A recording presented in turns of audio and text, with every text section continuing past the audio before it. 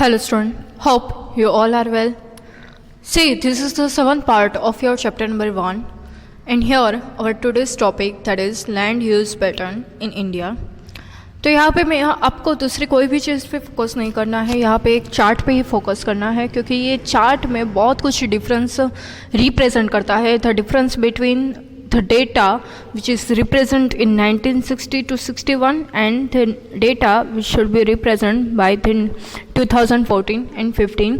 और ये जो है ये जो डेटा रिप्रेजेंट होता है वो एक जनरल लैंड एक जनरल लैंड यूज़ कैटेगरीज का जो डेटा है ये डेटा रिप्रेजेंट करता है कि कौन कौन एरिया में कौन कौन सी लैंड है, पहले कितनी थी, अभी कितनी है, कितने परसेंट इंक्रीज़ हुआ, कितनी परसेंट डिक्रीज़ हुआ.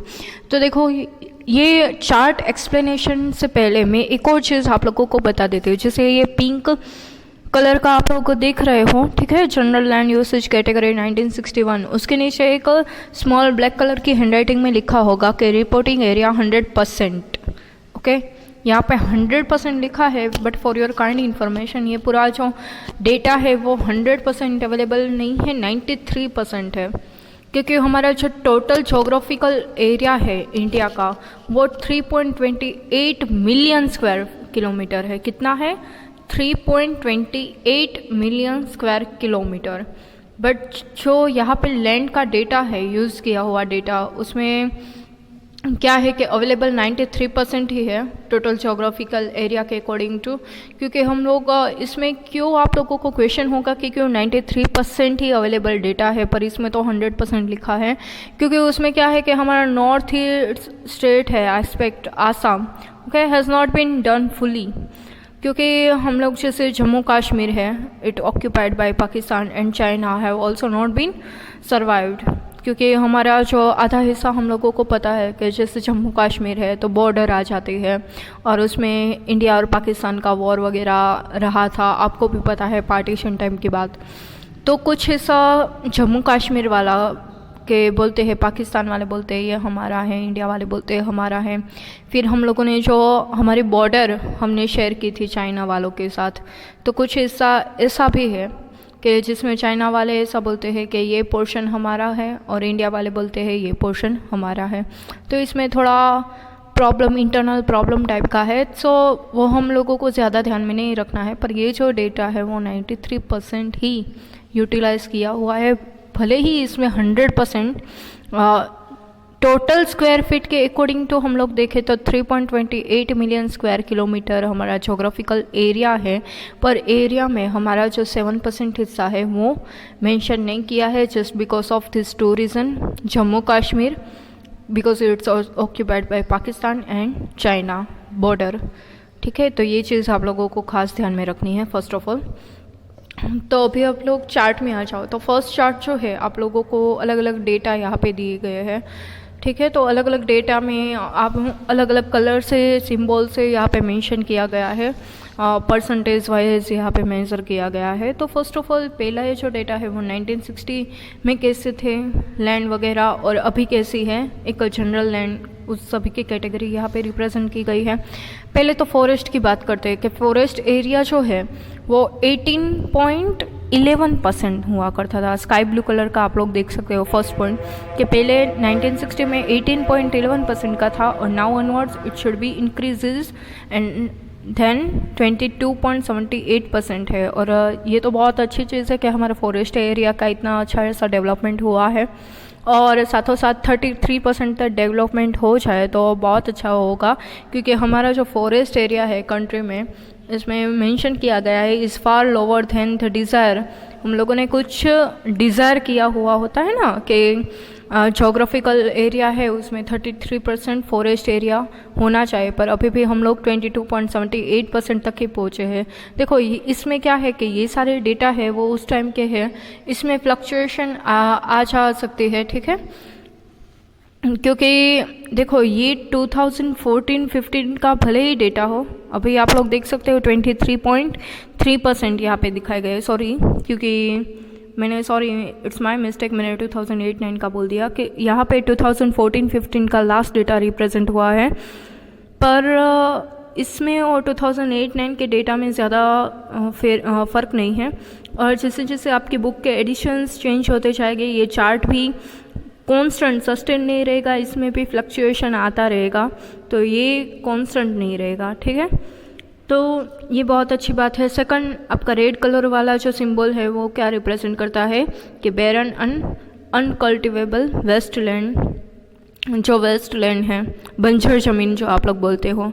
तो पहले कितनी थी 18.11%, पर अभी वो कम होकर कितनी है 5.5%। जैसे 2008-9 में आप लोग देखो तो 8.61% थी, पर अभी 2008-9 में उतनी थी और हार्डली 10 साल भी पूरे नहीं हुए और 5.5% हो गई है। और हम अभी भी चाहते हैं कि ये जो 5.5% है तो नेक्स्ट 2024 तक ये पूरा नील हो जाए, ऐसा हम लोग ऐसा बोल सकते हैं।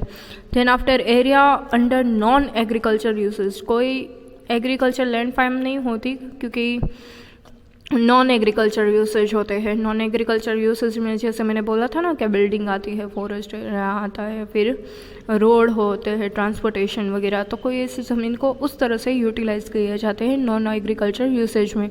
तो पहले ऐसी कितनी ज़मीन थी जो नॉन एग्रीकल्चर यूसेज में शामिल थी, तो 4.95% ऐसी ज़मीन थी जो नॉन एग्रीकल्चर यूसेज थी। बट नाउ ऑनवर्ड्स वो बढ़ के क्या हो गई 8.7% हो गई। फिर आता है नेक्स्ट हमारा पॉइंट आता है, वो क्या है, permanent pastures and grazing land. पहले कुछ लैंड ऐसी थी कि जो permanent pasture and grazing land means कि जो भी कैटल्स वगैरह है, ठीक है, जो आप लोग कैटल्स तो नहीं बट जो भी एनिमल्स हैं, नॉर्मल सा एनिमल की बात ले लेते हैं कि एनिमल्स हैं, तो कुछ ज़मीन ऐसे अलोकेट की है कि यहाँ पे कुछ जो कैटल्स वगैरह जो भी एनिमल्स हैं उनके लिए जो फूड्स हो, ग्रेन हो, वो वहाँ पे उन लोगों के लिए स्पेशली ग्रो करें। पर नाइन ऑनवर्ड्स हम लोग देख सकते हैं वो 4.72% में से 3.3% आ गई है। क्यों आ गई है? क्योंकि अब क्या है कि वो जो आर्टिफिशियल चीज़ें अब लोग मार्केट में अवेलेबल हैं, आप लोगों को लगता है कि यार उनको खाना कैसे मिलेगा, पर उनको खाना मिलता है क्योंकि मार्केट में बहुत सारी ऐसी चीज़ है कि जो आर्टिफिशियल आ गई हैं। तो फूड ग्रेन जो है वो लैंड पे भी नहीं उगा सकते, घर पे भी उगा सकते हो, या रेडीमेड भी बहुत कुछ मिलता है। दैट्स वाई ये कम हो गए हैं परसेंटेज।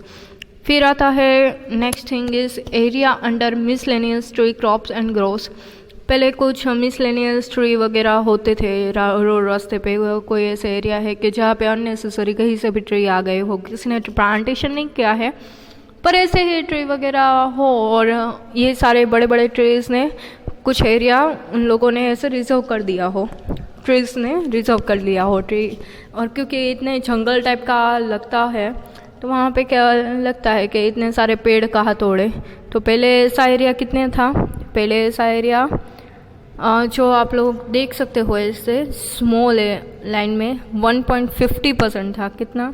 1.50%। पर नाउ ऑनवर्ड्स हम लोग देख सकते हैं कि अननेसेसरी जो ट्री वगैरह काट दिए गए हैं और अब हम 1% पे ही आ गए हैं। फिर आता है ऑरेंज कलर में, आप लोग देख सकते हो कि ऑरेंज कलर में जो है वो कल्चरेबल वेस्टलैंड है। क्या है? कल्चरेबल वेस्टलैंड के कुछ लैंड ऐसी है कि जो कल्चरेबल वेस्टलैंड है। मैंने ये कंसेप्ट भी आप लोगों को आगे पढ़ाया था, याद करना कि left uncultivated for more than 5 agriculture years. Okay, कि कुछ लैंड ऐसी है कि जहाँ पे मोर देन 5 ईयर्स से कल्टिवेट नहीं की है, so that land is called the culturable waste land. तो ऐसी लैंड पहले कितनी थी? ऐसी लैंड पहले जो थी वो 6.23% हुआ करती थी। कितनी हुई थी? 6.23% हुआ करती थी। बट नाउ ऑनवर्ड्स वो 4% ही रही है। 4.0% लिखे है पर उसको 4% हम लोग बोल सकते हैं।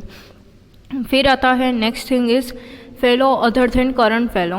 ओके, तो fellow other and then current fellow में आप लोग देख सकते हो कि पहले 3.50% थी, बट नाउ ऑनवर्ड्स आप लोग देख सकते हो वहाँ पे के 3.50% से 1% बढ़ के 3.6% हो गई है। क्या हो गई है? 3.6% वो लैंड हो गई है। फिर आता है 3.70% जो लैंड है, पिंक कलर के बॉक्स में आप लोग देख सकते हो कि वो करंट फेलो ज़मीन है। करंट फेलो की ज़मीन में मैंने आपको बताया था लास्ट टाइम कि करंट फेलो क्या होता है कि लेफ्ट विदाउट कल्टीवेशन फॉर 1 और लेस देन 1 एग्रीकल्चर ईयर, तो साल में एक बार ही वहाँ पे ऐसे एग्रीकल्चर वगैरह फार्मिंग होती है, वन टाइम ही ऐसे क्रॉप होता है। तो ऐसी लैंड थी पर कितनी थी, 3.73% थी, बट नाउ ऑनवर्ड्स ये कितनी हो गई है, 4.9%। फिर बड़ा सा आ रहा है आपको लाइट ग्रीन कलर का शेडो वाला, तो वो क्या रिप्रेजेंट करता है, नेट शोन एरिया, कि ऐसा एरिया जहाँ पे हर साल क्रॉप तो उगाए जाते हैं। ऐसा एक भी साल वेस्ट नहीं होता कि जहाँ पे खेती वगैरह नहीं हुई हो, क्रॉप वगैरह नहीं उगाई जाती हो। तो ऐसा एरिया पहले कितना था, 45.26% था। कितना था, 45.26%, बट नाउ ऑनवर्ड्स वो कितना है, 45.5% हो गया है। बच्चों, आपको एक क्वेश्चन हुआ होगा कि क्यों नेट शोन एरिया पहले ज़्यादा था और अभी कम हो गया है। तो ये जो बच्चों दिखाता है नेट शोन एरिया इंडिया का, तो वो क्या है कि एक current fallow lands either of poor quality of the cost of cultivation of such land is very high, hence this lands are cultivated once or twice in about 2 to 3 years। 2-3 साल तक वहाँ पे क्या है कि कल्टिवेट कर सकते हैं, ओके। बट क्या होता है कि कभी कभी क्या होता है कि नेट शोन एरिया जो है, वैसे हम लोगों ने डिसाइड किया था रिपोर्टिंग के थ्रू के 54% होना चाहिए, बट कहीं ना कहीं प्रॉब्लम ये हो जाती है कि जैसे टोटल एरिया है, वैसे हम लोग देखें कि फ्रॉमली जो हमें 80% ऑफ टोटल एरिया जो है वो कौन कवर कर लेता है, पंजाब और हरियाणा वहाँ पे, और 10% एरिया ऐसा है कि जो अरुणाचल प्रदेश, मिजोरम, मणिपुर, आंध्र प्रदेश, अंडमान निकोबार आइसलैंड कवर करता है। तो कहीं ना कहीं स्टेट वाइज क्या है कि डिस्क्रिमिनेशन हो जाता है, उसके थ्रू भी क्या है कि एरिया जो है हमारा टोटल वो थोड़ा कम हो जाता है, जो हमारा डिज़ायर हम लोग जो करते हैं वो नहीं होता है। सो बहुत सारे अलग अलग रीजंस होते हैं, तो दैट्स वाई आप ये क्या है कि 46.26% से लेके अभी हम लोग 45.5% ही रह गया है।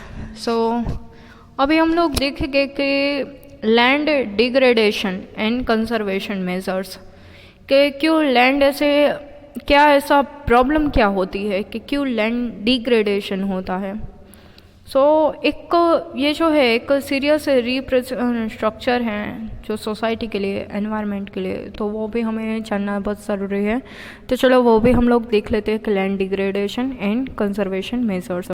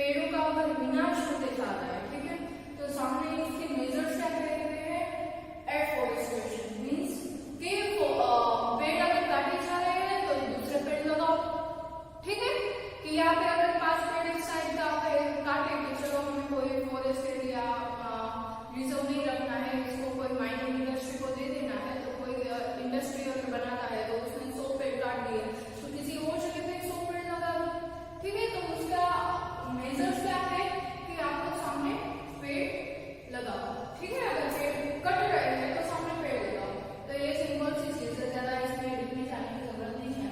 देन ओवर ग्रेजिंग, भाई ओवर ग्रेजिंग क्या होता है कि जो कैटल्स वगैरह होती है, ओके, काव वगैरह होती है, तो उनके लिए क्या होता है कि कोई ऐसी वो तो सभी जगह यहाँ से छोड़ दो, इसलिए कहीं ना कहीं जैसे मैंने ग्रेजिंग एरिया में सब उन लोगों को जो फूड मिलता है, तो ग्रेजिंग एरिया में भी हम लोगों ने कंपेयर किया था लास्ट टाइम चार्ट में कि ग्रेजिंग एरिया जो है कैटल्स वगैरह जो खाना खाती है उनके लिए भी रिजर्व कुछ ना कुछ एरिया है, तो वो रिजर्व एरिया जो पहले रखा था उसकी कंपेरिजन में अभी हम लोग देखते हैं तो वो रिजर्व एरिया कम होते जा रहा है, just because of artificial food ज्यादा मिलते हैं, दैट्स व्हाई। तो यहाँ पे जो सपोज ग्रेजिंग एरिया है तो उसको ओवर ग्रेजिंग मत बनाओ, यहाँ पे क्या है कि ओवर ग्रेजिंग हो गया है, तो इन ओवर ग्रेजिंग उसके लिए रिजर्वेशन ज्यादा कर दिया है, ठीक है, कि चलो कैटल को छोड़ दो, कहीं भी कहीं में जाओ सभी जगह खा लो, तो क्या है कि ओवर ग्रेजिंग हो जाएगी। अभी काव है, ठीक है, आप 10 काव को छोड़ दो, 10 काव को अलग अलग खेत में अलग अलग 2-3 एक फार्म की जगह वो 3 फार्म में जाती है और सब कुछ खा लेते हैं, फिर क्या होता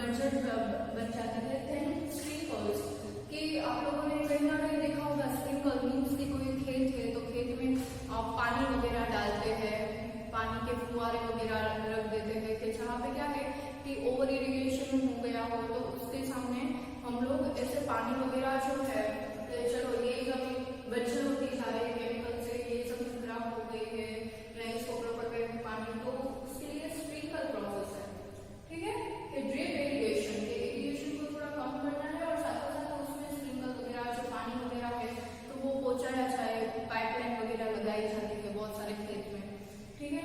फिर आता है ये 2 मिनट,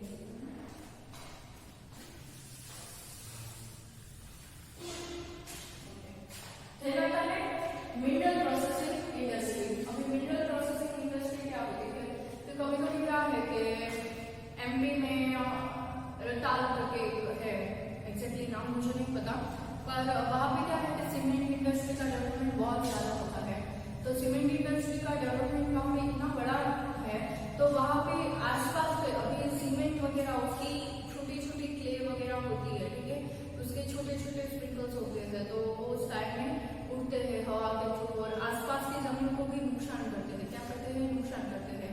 सीमेंट की इंडस्ट्री बनाई, अभी आप लोग भी देखो कि घर पे अगर रिनोवेशन का काम अगर हम लोगों ने किया है और कोई ऐसे प्लेस है जहाँ पे सीमेंट रह गई है, ठीक है, इतनी तो इतनी, पर उसको निकालना बहुत डिफिकल्ट होता है, फिर वो क्या है जमीन धीरे धीरे खराब हो जाती है और किसी काम की नहीं